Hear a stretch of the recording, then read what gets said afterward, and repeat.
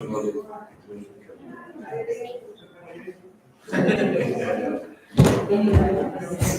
you want the whole thing? The what, sorry? Do you want the whole chapter? Oh, do I want the whole chapter?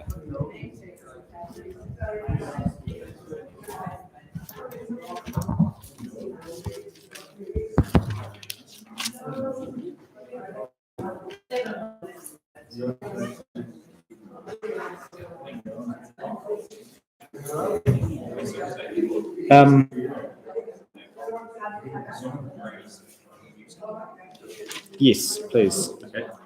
Yeah.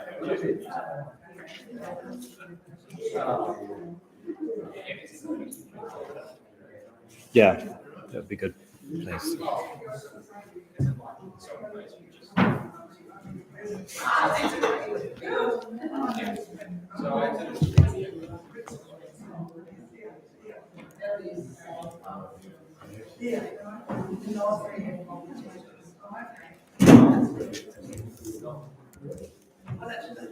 Fairly open-ended sort of titles. It is, yeah. Novel, you read it. Novel. You had this book up with them. Oh, yeah, it's a good read. Yeah. It's quite a complex plot. It is a complex. I Good yourself? think how you might. Where were you last week? Good, thank you. Where were you last week? We were in West, were you in there? Caught out, hey? That's all right. Hello, how are you? Yeah, somebody was sick. Yeah, Steve on breakfast. Oh,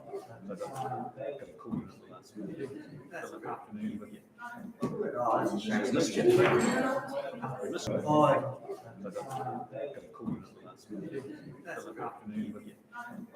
that's a shame. Missed you. We missed you. That's pretty empty, actually. There's quite a few I haven't really. How was your camp? Who was speaking? My name is Robert. Oh, yeah. Never heard of him. Neither have I. Yeah. What was that? Yeah. Under the shadow. Sounds. There's a lot of people like that, I think, just never get asked. There's like 5 speakers who get asked to do everything. Nothing thinks about asking anybody different.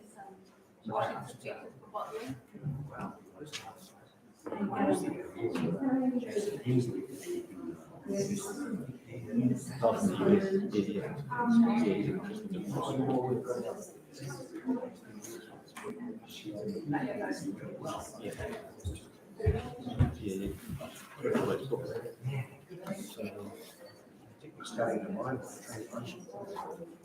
It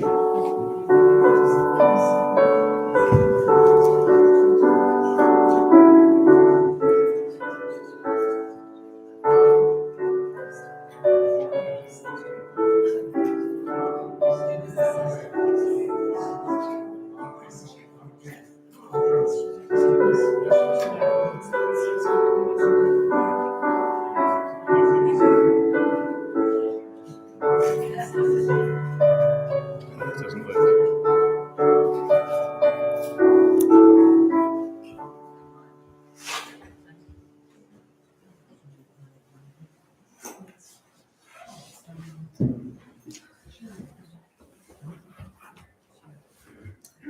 Well, good evening.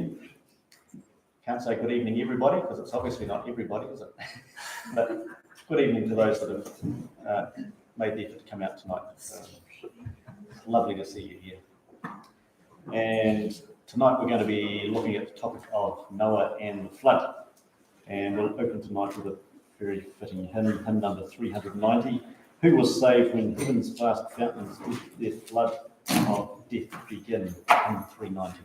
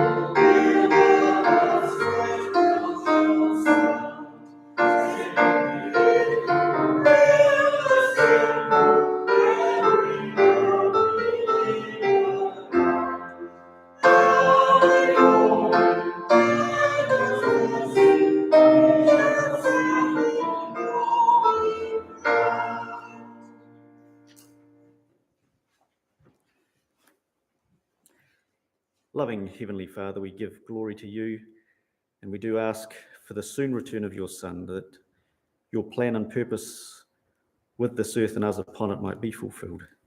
As we wait that day, we thank you that we can once again come around your word of truth to learn lessons from the stories recorded therein, and we pray that we might learn lessons from that faithful man Noah. And we ask these things and we praise you as always through Jesus Christ. Amen.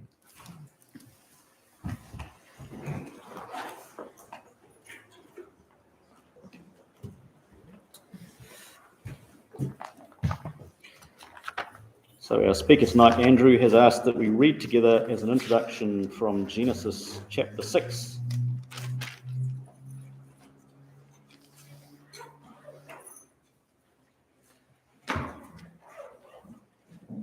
And it came to pass, when men began to multiply on the face of the earth, and daughters were born unto them, that the sons of God saw the daughters of men, that they were fair, and they took them wives of all which they chose. And the Lord said, My spirit shall not always strive with man, for that he also is flesh, yet his days shall be 120 years. There were giants in the earth in those days, and also after that, when the sons of God came in unto the daughters of men, and they bare children to them, the same became mighty men, which are of old, men of renown. And God saw that the wickedness of man was great in the earth, and that every imagination of the thoughts of his heart was only evil continually. And it repented the Lord that he had made man in the earth, and it grieved him at his heart. And the Lord said, I will destroy man whom I have created from the face of the earth, both man and beast, and the creeping thing, and the fowls of the air, for it repenteth me that I've made them. But Noah found grace in the eyes of the Lord. These are the generations of Noah. Noah was a just man and perfect in his generations, and Noah walked with God. And Noah begat 3 sons, Shem, Ham, and Japheth. The earth also was corrupt before God, and the earth was filled with violence. And God looked upon the earth, and behold, it was corrupt, for all flesh had corrupted his way upon the earth. And God said unto Noah, The end of all flesh is come before me, for the earth is filled with violence through them. And behold, I will destroy them with the earth. Make thee an ark of gopher wood. Room shalt thou make in the ark, and shalt pitch it within and without with pitch. And this is the fashion which thou shalt make it of. The length of the ark shall be 300 cubits, the breadth of it 50 cubits, and the height of it 30 cubits. And a window shalt thou make to the ark, and in a cubit shalt thou finish it above, and the door of the ark shalt thou set in the side thereof. With a lower, second, and third story shalt thou make it. And behold, I, even I, do bring a flood of waters upon the earth, to destroy all flesh, wherein is the breath of life. For under heaven and everything that is in the earth shall die. But with thee will I establish my covenant, and thou shalt come into the ark, thou and thy sons and thy wife and thy sons' wives with thee. And of every living thing of all flesh, 2 of every sort shalt thou bring into the ark to keep them alive with thee. They shall be male and female, of fowls after their kind, and of cattle after their kind, of every creeping thing of the earth after his kind. 2 of every sort shall come unto thee to keep them alive. And take thou unto thee of all food that is eaten, and thou shalt gather it to thee, and it shall be for food for thee and for them. Thus did Noah, according to all that God commanded him, so did he. So with that introductory reading, we'll ask Andrew to come forward and speak to us on the topic of Noah and the flood.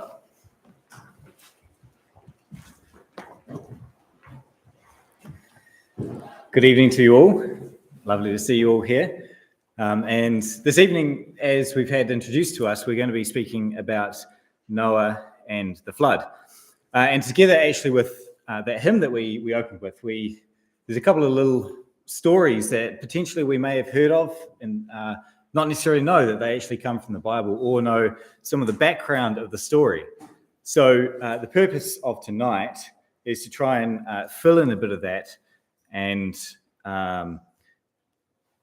give us some background and some understanding of the reasoning behind it. So, for instance, I've had a couple of these things quoted to me just from people in general in the last couple of weeks, such as I asked, where did that piece of equipment from? From the ark, right? In order to say it's just from antiquity, from ages ago. Or you might have heard tell of for instance, in the floods, the devastating floods up in Cyclone Gabrielle, etc., and up in Auckland. Some of those were mentioned as flood of biblical proportions. Okay, some of these things have entered into our common parlance, our common speaking, our common speech. And so tonight we're going to just try and explore a little bit of this to try and actually understand a little bit more of the biblical story, but most importantly, the reason and the purpose and the lessons that we might gain from it. So we're not going to be too intense. I want to be quite high overview of this, and just to give us a real taste for what we have in the Bible. And of course, the last image that I've got up there is actually draws not only from the flood, but also from, it's used in common usage, in modern usage, the dove with the olive leaf as a symbol of peace, actually draws from Greek mythology, as well as from people taking it from the Ark as well. So, and the other reference that I mentioned, which is in our hymn that we opened with, which is that of Sodom and Gomorrah, again, is something that potentially people have heard of. You may have heard of this and not necessarily understand a lot of the background from within the Bible. And it's interesting that these two that we sung about, Noah and the flood and Sodom and Gomorrah, actually really have, here's a spoiler alert, they really have the same message in behind them, which is that God will destroy those who are wicked. But at the same time, and in the same process, in the same, and what he's achieving, he is seeking to save those who follow him. Yes, that was a spoiler alert, and that's it. So if we were to begin with a bit of a timeline, we're reading from Genesis chapter 6. That's what we took as an introduction. And you'll note Genesis being the very first book of the Bible, and we're only 6 chapters into the Bible, and we're into this story of Noah and the ark. But I want to introduce by Noah and the ark by just taking us back actually to the very, very beginning. And according to the biblical story, we have Adam as the very first man. And this is actually going to be a timeline, so the length of the bars are actually their lifespan. And then it begins with their children. That's actually at that date that they're born. So we have Adam, and the very next story that we have, if you do have a Bible in front of you, flick through. We're not going to necessarily read anything in particular here, but if we flick through, and we'll just pick out some of the key events that might occur as we flow through from Genesis chapter 1 through to Genesis chapter 6. So we've got the creation of the world in Genesis chapter 1, and that introduces us to Adam. We have the fall and sin that enters into the world in Genesis chapter 3, and because of that we have mortality, so humans becoming dying creatures. And then we have the story of, again, potentially a story that you may have heard of, Cain and Abel, and that's the story in Genesis chapter 4. And really as a result of this, we have introduced us Cain and Abel, both of whom offer an offering to God, a sacrifice to God, but Cain's was not accepted and God was not happy, but he gave Cain a choice and he said, look, you can actually do good or you can continue on your way and choose to do evil. And Cain unfortunately chose to do evil, and as a part of that, he made the choice to kill his brother Abel because Abel had been pleasing towards God, and that frustrated Cain and angered Cain, and he killed Abel therefore. But there was a replacement son that was given to Adam and Eve, which was Seth. But really what this sets up to us is that there are these two people, and realistically, ultimately, two families, two different ways of thinking and two different ways of going about their life. We have Cain, who chose deliberately to go against what God had offered to him and chose to follow his own way. And then Seth, who actually follows after God's way, and his family also. So for instance, if we're in Genesis chapter 4 and verse 16, we have presented to us Cain and then his lineage. And it just simply gives us a list of names from verse 16. Cain goes out from the presence of the Lord, so he's actually thrust out. He's separated away from this other family, Seth. And it talks about in verse 17, Cain knew his wife and she conceived and bare Enoch.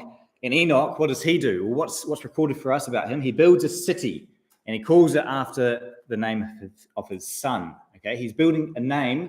Who for? Well, for himself and for his son, right? Naming his city after his son.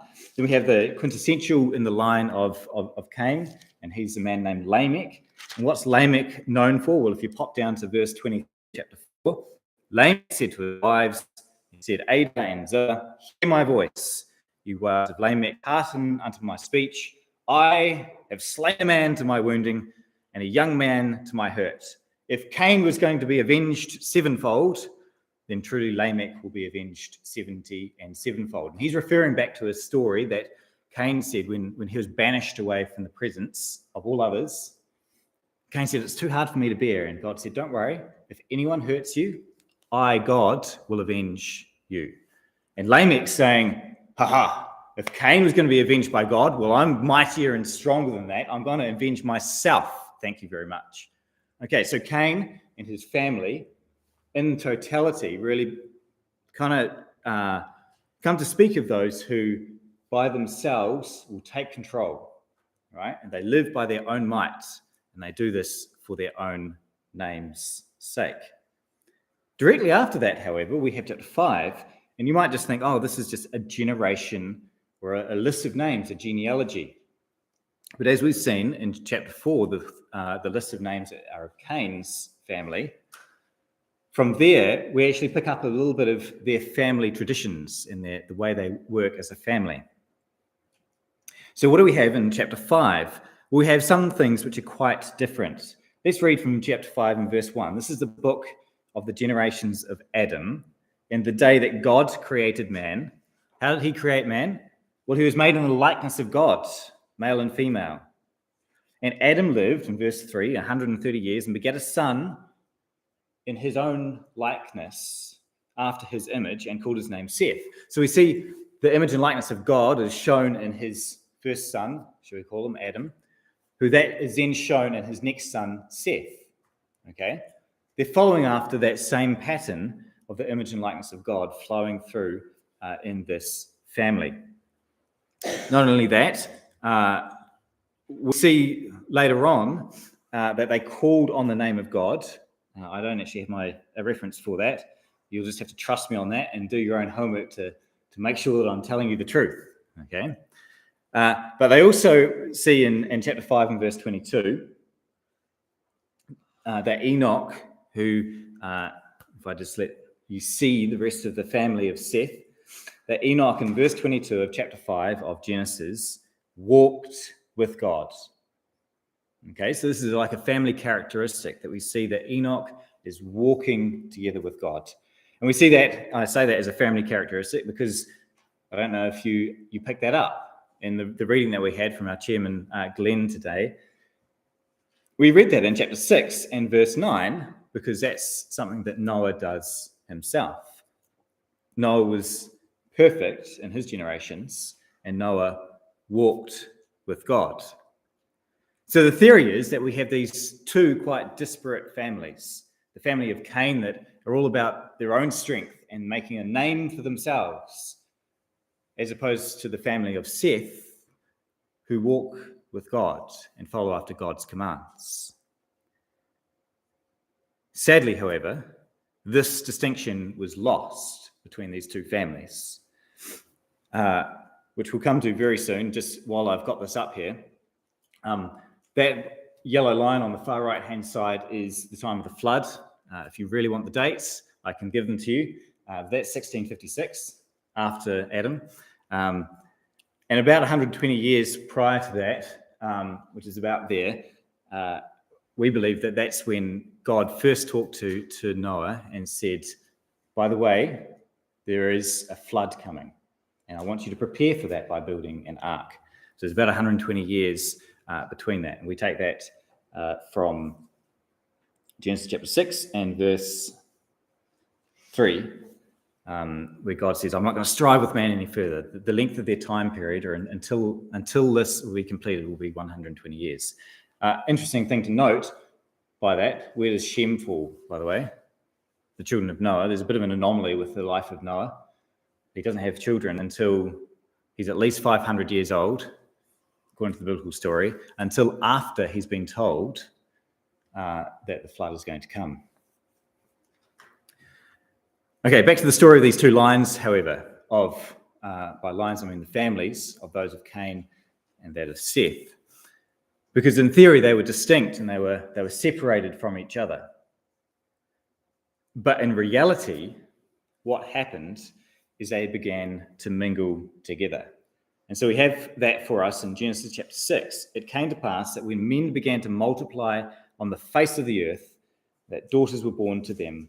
The sons of God saw the daughters of men, that they were fair. And I put it to you that what that's really saying to us are the sons of God being those who followed after God's principles, that of the line, the family of Seth, and the daughters of men, those who followed after man's principles, after man's might,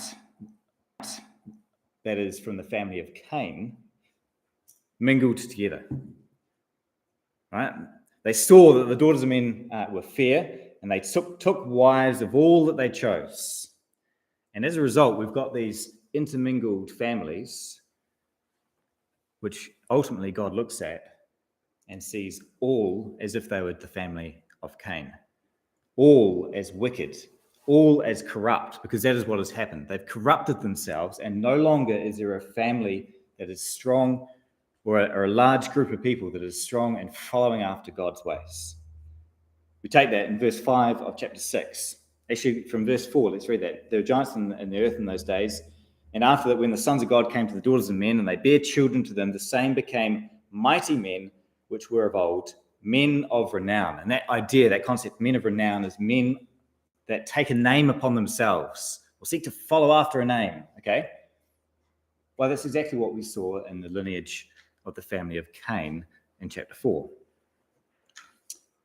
And so God then looks and sees that the wickedness of man was great in the earth, that every imagination of the thoughts of his heart was only evil continually. And it repented Yahweh that he had made man on the earth, and it grieved him at his heart. And so Yahweh said, I will destroy man whom I have created from the face of the earth, both man and beast and creeping things, and the fowls of the air, for it repenteth me that I have made them. But Noah found grace in the eyes of the Lord. So at this point, it's a really sad part of the story. Because God sees that these two distinct families have actually all become one, and they've all become wicked. And he sees there's only one who's actually going to stand out, and that is Noah, who's found grace or favor in the eyes of God. And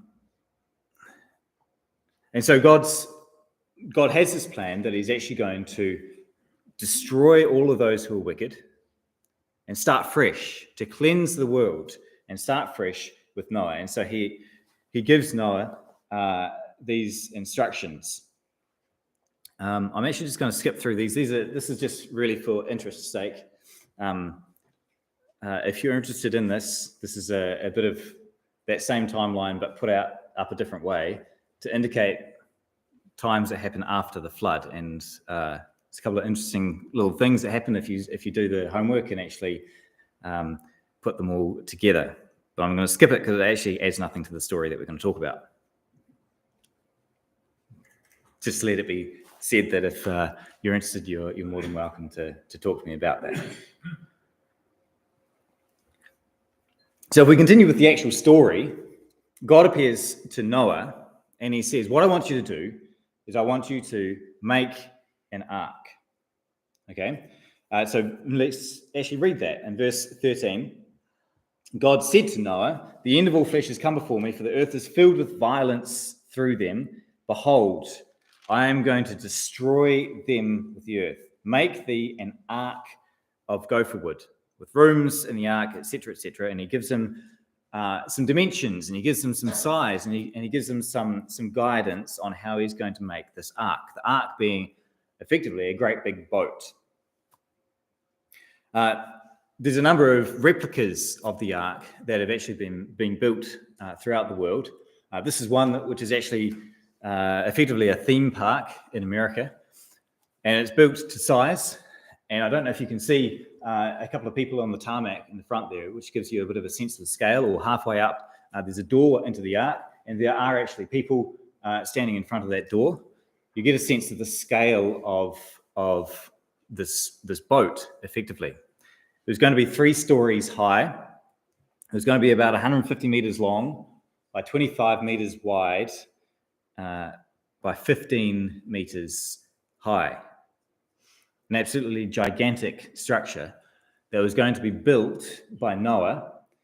And when his sons came along, I'm sure they also lent a hand as well. A colossal undertaking for a man and his family. An undertaking that required him to believe God's word. As we said, we believe that this word was given to Noah, or this instruction was given to Noah 120 years prior to the event actually occurring. It was 120 years that he was engaged in this activity, in building this ark, and in telling people what he was doing in building this ark and why he was doing this, and saying that God is not pleased with the way in which you are actually acting and living your lives. And because of that, he's said that he's going to destroy the world. Added to that, I mean, if that's not enough, just think of creating something like this and thinking, right, I've got to start to build this. I'm going to keep going until it's complete. I don't know how long it's going to take, but God said that he's going to destroy the earth, so I need to do this. But added to this, to demonstrate the belief and the perseverance that Noah had, we actually have from Genesis chapter 2 an understanding of what the environment was like prior to the flood, according to what we have here described in the Bible. It says back in Genesis chapter 2 that God had not actually caused it to rain upon the earth. So the way in which things were watered at that time is that there was a mist that came up from the earth which watered the whole face of the ground. So mankind, up until this point, we believe, had not actually experienced this concept of rain. Definitely not a deluge that is required in order to wipe the earth clean, so to speak. And so therefore, as a commentary on this, some of the New Testament writers state this: by faith, Noah, when he was warned about things that he hadn't even seen, with reverent regard, constructed an ark for the purpose of what? To deliver his family. And through faith, he condemned the rest of the world and became an heir of righteousness that comes by faith. So I think from this, we can gain an insight into why God favored Noah, or showed grace toward Noah, saw that he walked with him. Because Noah was prepared to believe something that seemed totally unbelievable. Noah was prepared to believe that there was something that had never occurred in the world before, rain, that was going to come and was able to bring about the destruction of the world, of those who were wicked. And as a response to that, Noah didn't laugh or scoff or go, it's all too hard, I'll just go back to bed. Noah got up and he acted and he began to build an ark. Even though the request sounded totally untenable and totally unbelievable, Noah was driven by faith, a belief in God that caused action.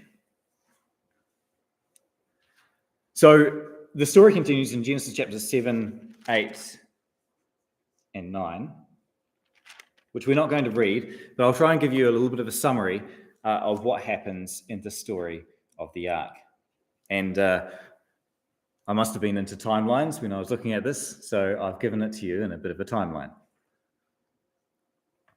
So here's a blow-by-blow account of what occurs in the story of the flood. So we begin in chapter 7, verse 1, and what we have here is that God has requested Noah to build the ark. Noah has built the ark. And then finally in chapter 7 and verse 1, the Lord said to Noah, "Come thou and all thy house into the ark, for thee have I seen righteous before me in this generation." Okay, so the command has come, get into the ark. But not only that, he says, of all the clean beasts, you're going to take by sevens, male and female, and of the beasts that are not clean by 2. Okay, so why has he got such a big ark?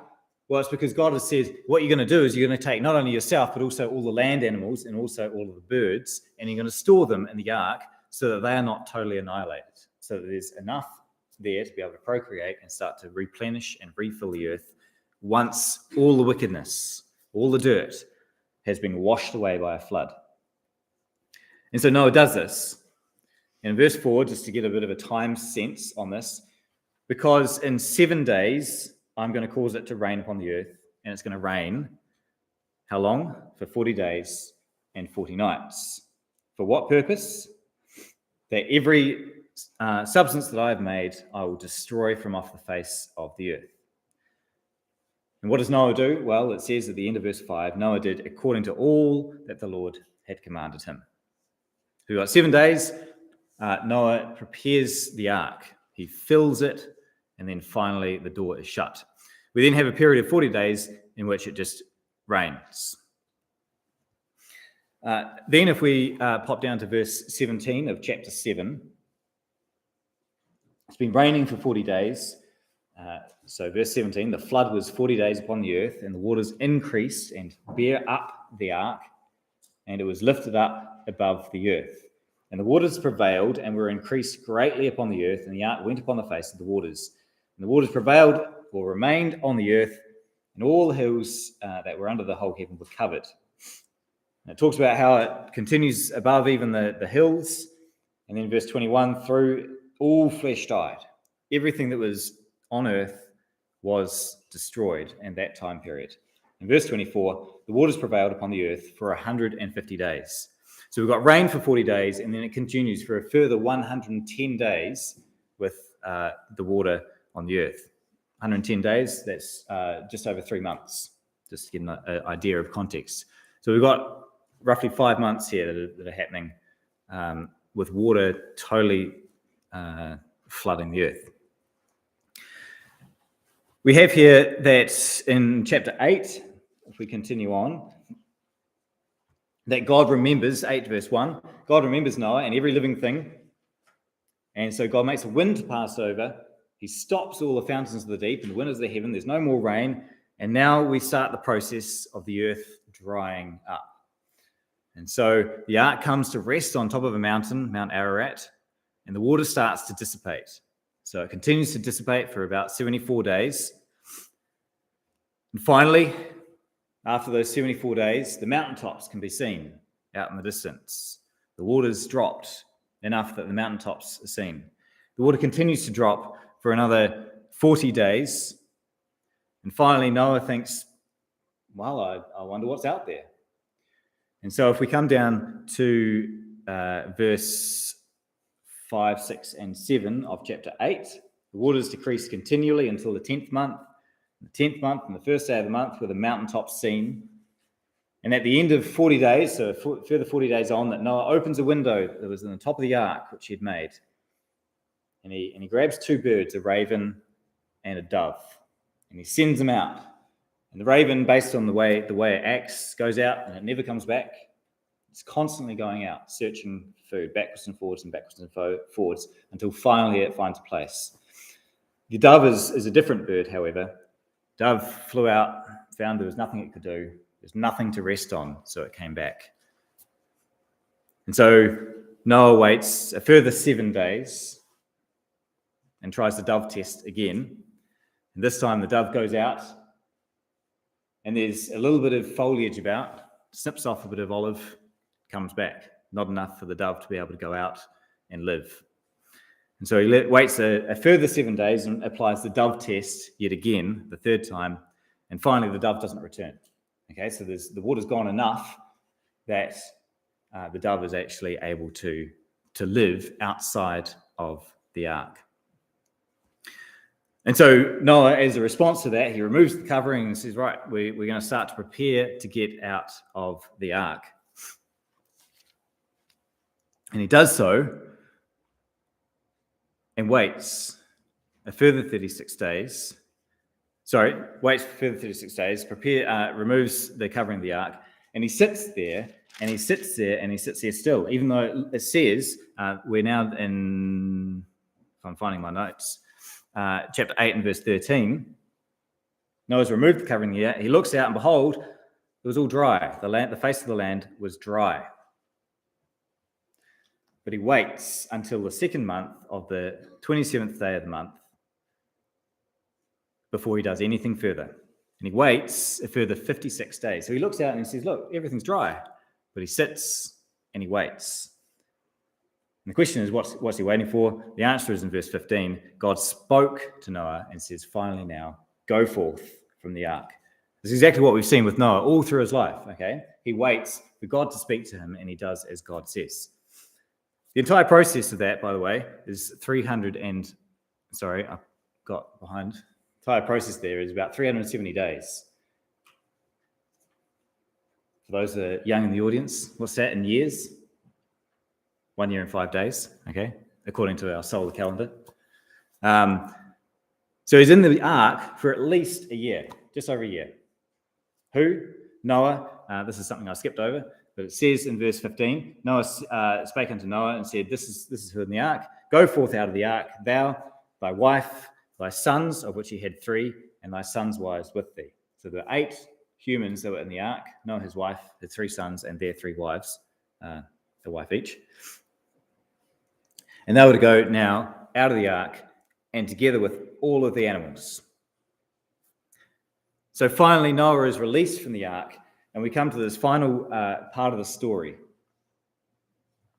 So Noah comes out of the ark, and he's told, go out, be fruitful and multiply, and fill the earth again, because really that's what God wants. He wants the earth filled, but not with wickedness. He wants it filled with people like Noah, people who were like Shem and Abel, and those who are able to actually follow after God's ways. And Noah, in response, is so overcome and so overjoyed that he takes one each of all of those clean animals that he's had in the ark for at least a year, and he makes an altar, and he makes an offering up to God. And God smells this offering and sees this offering and sees and is pleased by what Noah is doing. Noah is saying, look, I'm going to make a sacrifice to you because of my gratefulness and my thankfulness to you, because you've kept me for this last year while everyone else has been destroyed. And God says, I want to make a promise to you. What do we think that promise might be? Well, let's read it. Chapter 8 and verse 21. The Lord smelled the sweet savour, and the Lord said in his heart, I will not again curse the ground any more for man's sake, for the imagination of man's heart is evil from his youth. Nor will I again smite any more everything living as I have done. While the earth remains, seed time and harvest, cold and heat, summer and winter, day and night will not cease. And so God makes this promise. He says, I'm not going to do this again. Okay, I'm not going to totally obliterate and annihilate every living thing. I recognize that actually man will be sinful. And he actually makes a solemn covenant, right? Goes one step further than just simply making a promise. He makes a covenant with Noah. And we see this in chapter 9 of Genesis, where he makes a solemn covenant together with Noah and his sons and together with every living creature. We see this word, if you want to put a circle around it or put a splash of color in your Bible, it's worth doing this. Because in verse 9 of chapter 9, verse 8, God spake to Noah and to his sons with him and says, Behold, I'll establish my covenant with you and for your seed after you, and with every living creature that is with you, with the fowl, the cattle, and every beast that's with you. I will establish my covenant with you that all flesh will not be cut off anymore by the waters of the flood. We're not going to destroy the earth by the flood anymore. So this idea of a covenant is brought out. Verse 9 It says covenant, verse 11, verse 12, verse 13, verse 15, and verse 16, and verse 17. Each of those verses highlight again and again and again that God is making a covenant, a promise, that he's no longer going to totally obliterate and annihilate the earth with a flood. And he says, I'm going to set as a sign of that covenant between me and between Noah, between Noah's sons, between all of his sons forever, and also between every living thing. I'll put a sign to show that I will always remember this covenant.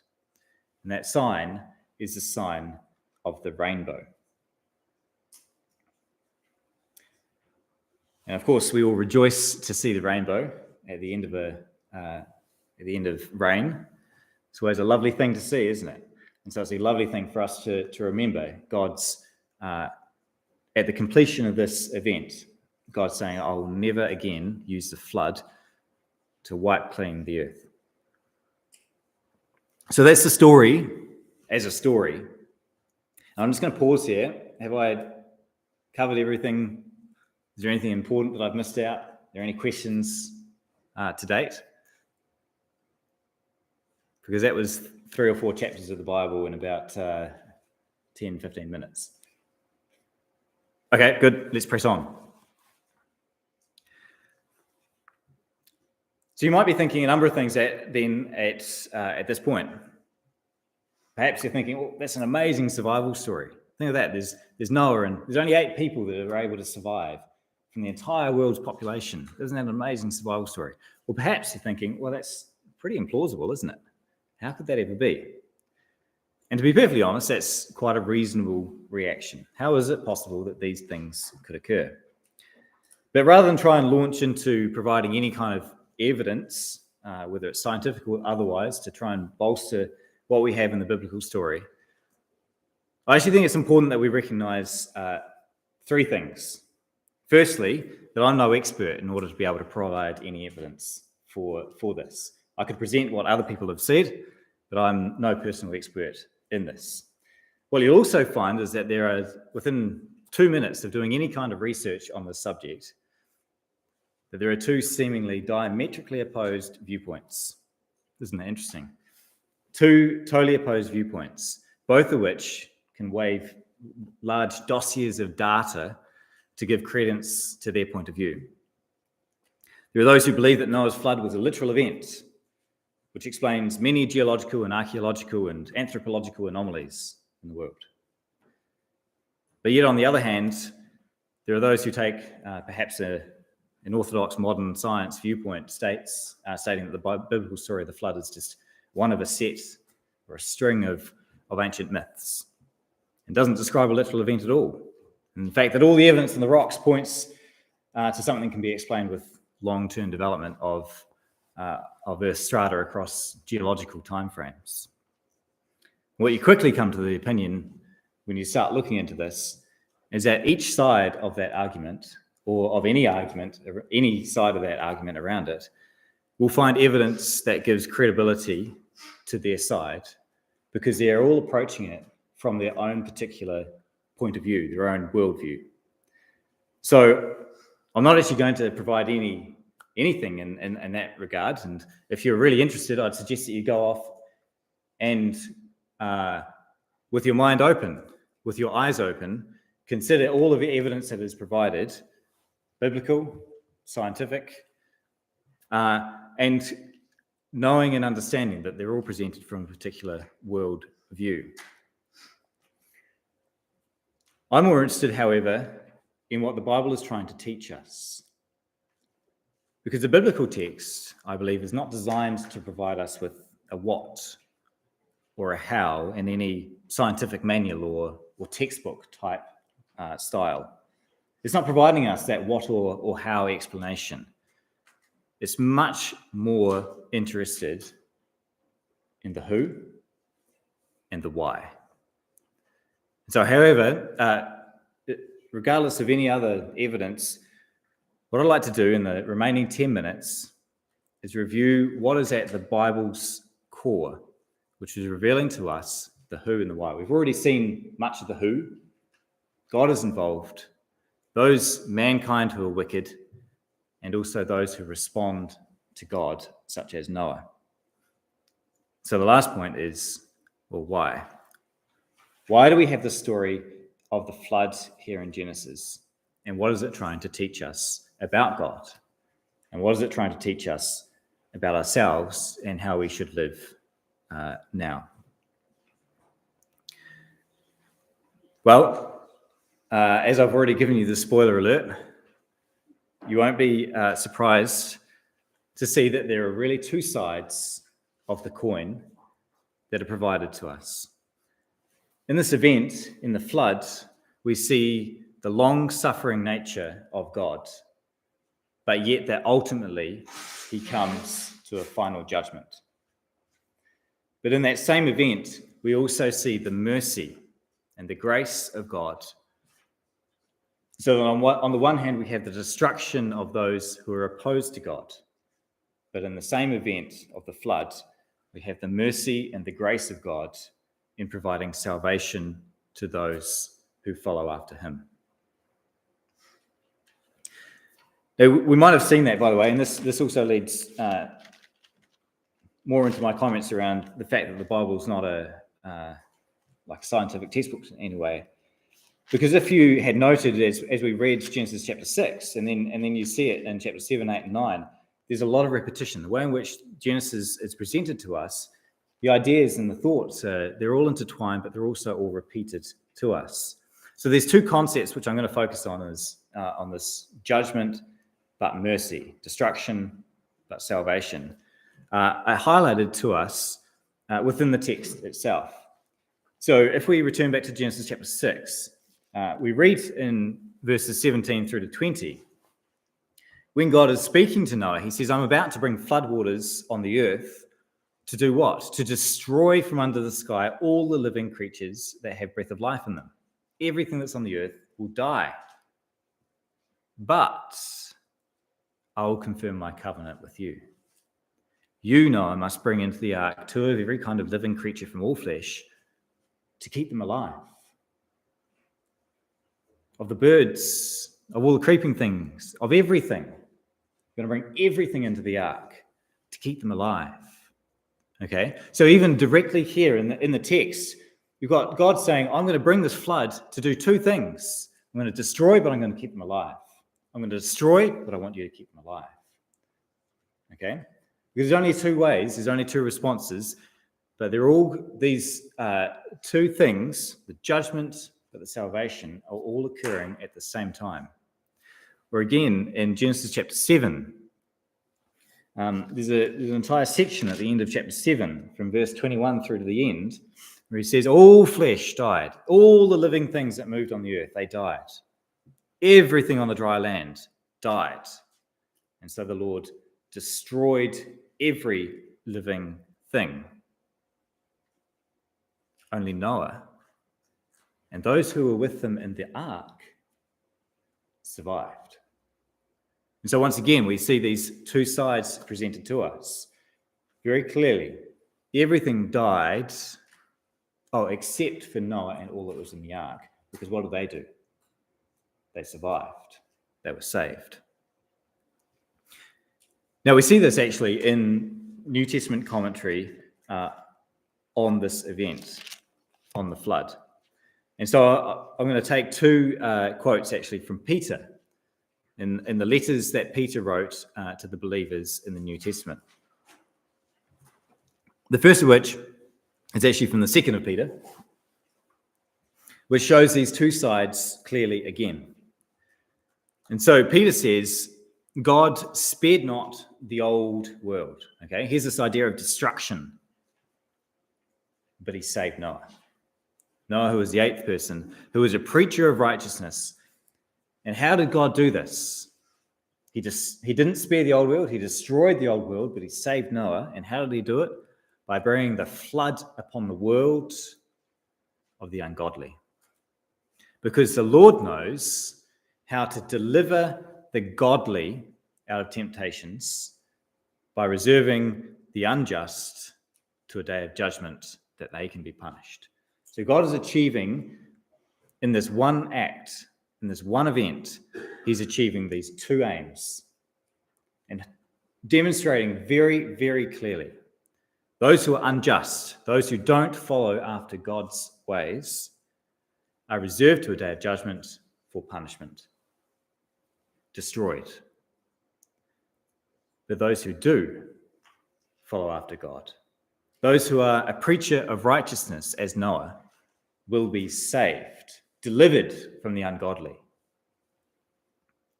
Again, the same concepts are brought to us in the first epistle of Peter, the first letter that Peter wrote in chapter 3. Again, speaking about the flood. They were disobedient long ago when God patiently waited in the days of Noah as an ark was being constructed. And in the ark were a few, that is 8 people, who were delivered through water. So this brings out more of the ideas of the long-suffering nature of God. Because he didn't just simply say, right, I'm done with you. I'm going to destroy you right now. As we mentioned in the story, how long did he give them? Well, Noah was there, and we believe he was there building the ark and preaching righteousness amongst all those people for 120 years. Don't know about you, but I think that's a long time. Okay, he was there for 120 years saying, this is what's going to happen. If you continue in the line of Cain, the thinking of man's might, then you're going to be destroyed, annihilated. And God patiently waited throughout that time as a long-suffering God until the time came that the flood must come. But there's another interesting little comment that's given to us here in Peter, which talks about the fact that Noah, together with the 8 people, were all in the ark. And they were delivered, how? By water.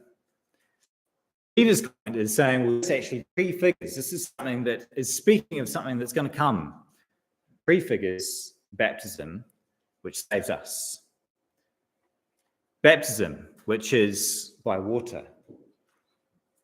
Baptism, which is those who, well, what does Peter say?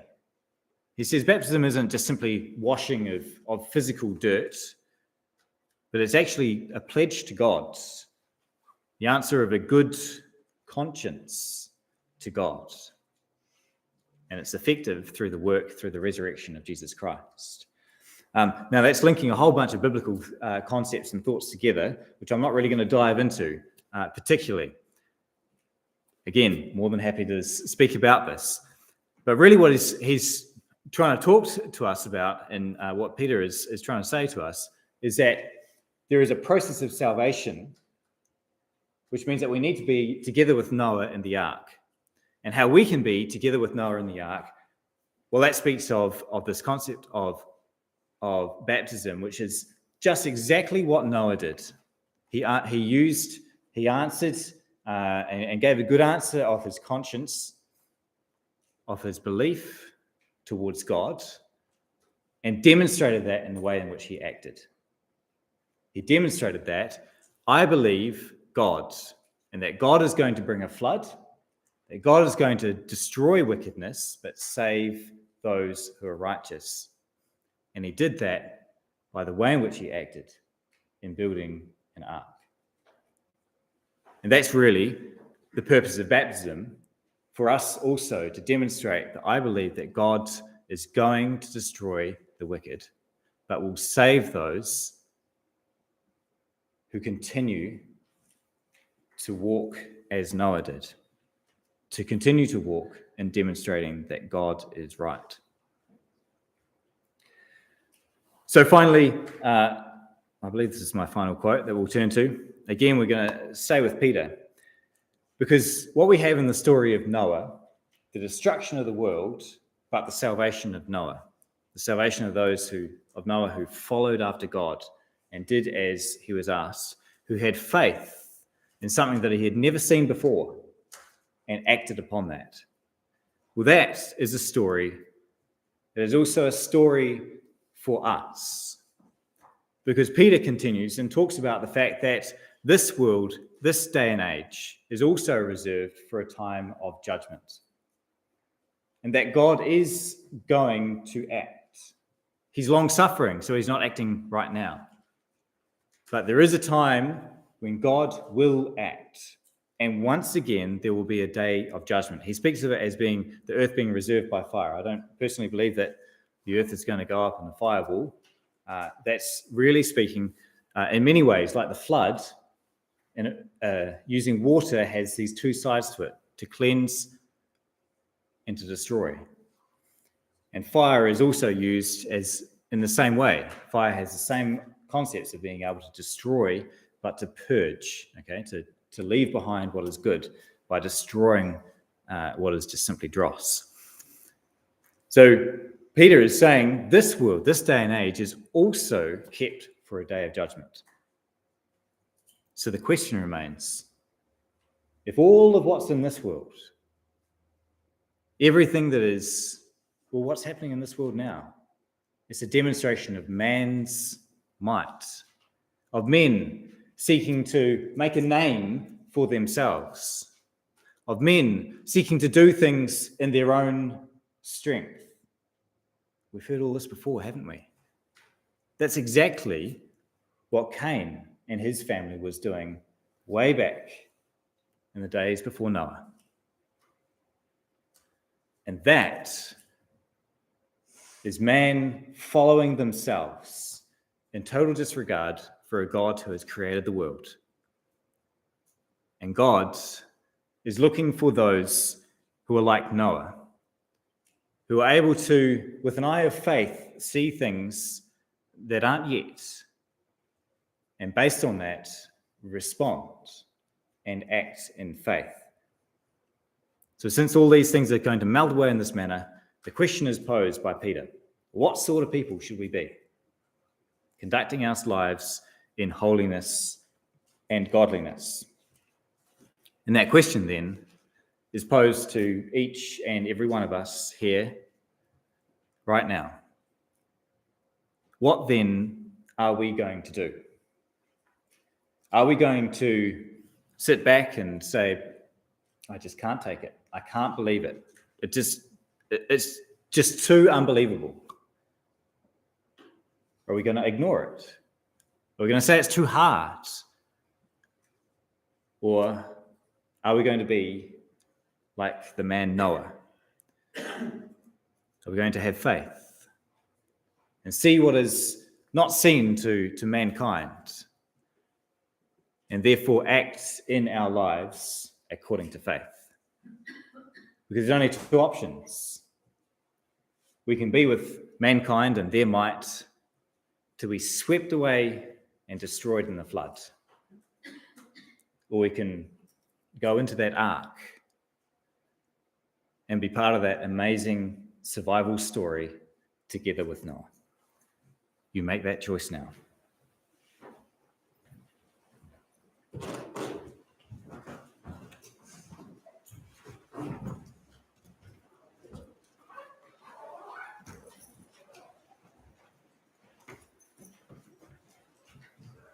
So I'd like to thank Andrew for his words tonight. I think he's clearly shown not only the basic outline of the story of Noah, but clearly shown what the lesson is for us, and the questions we each need to be asking ourselves about what it means for our life. So I'm sure Andrew will be more than happy to answer any questions that you've got over supper. So we invite you to stay for supper. And we will close tonight with the words of hymn number 382, followed by a closing word of prayer. And reading from the second verse: the waters of Noah in the evening assuaging, see God's dove returning a message of peace, his bow in the cloud token proclaiming that seed time and harvest on earth shall not cease. Hymn 382.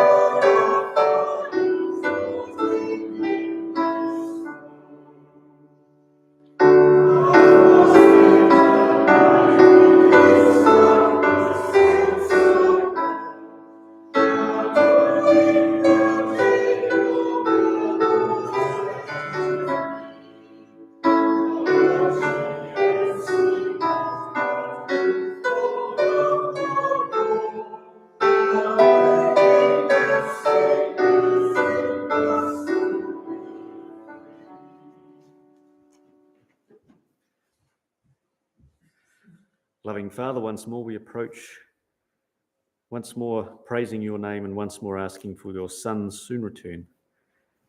And also thanking you for this quiet time we've had to consider this small portion of your word of truth, to consider this faithful man Noah, and we pray that you will help us to be like him, that we might walk in faith before you. We thank you also for temporal blessings for the refreshments to follow, and we thank you for all blessings through your Son, Jesus Christ. Amen.